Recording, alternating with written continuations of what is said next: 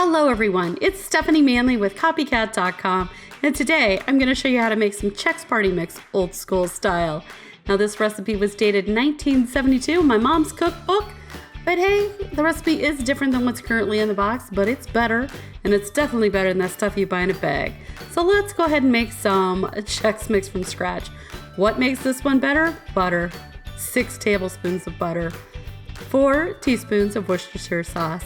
And to this, we're gonna add in a half a teaspoon of onion powder and then 1 teaspoon of garlic salt. This is where the magic happens. So be sure to stir this up really, really well, because this is what's gonna season up the cereal mix and everything else. So again, get this all stirred up really well. Grab a big cookie sheet, and then we're gonna start making the party mix. 2 cups of rice Chex. 2 cups of corn Chex. And then I know you know what's coming next. 2 cups of wheat Chex. So I like to just put everything on a sheet pan like this and not having to dirty up a bowl and wash it. Let's save a bowl. And then we're gonna add in 3/4 cup of salted nuts. I'm using mixed nuts.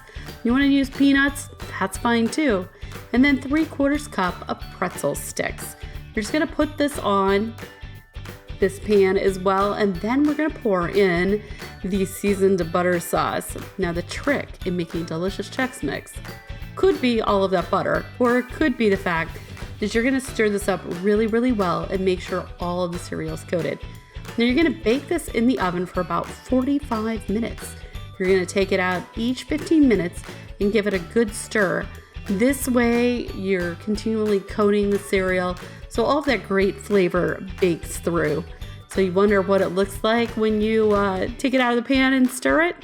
Looks pretty much like this. So just give everything a nice stir. It smells wonderful at this point.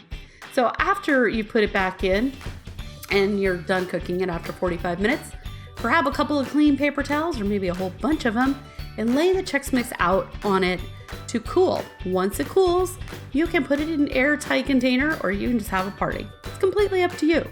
So there you go. There's my old style Chex Mix. I hope you enjoyed this recipe. My gosh, this took me 44 takes to get the audio. So thank you for watching.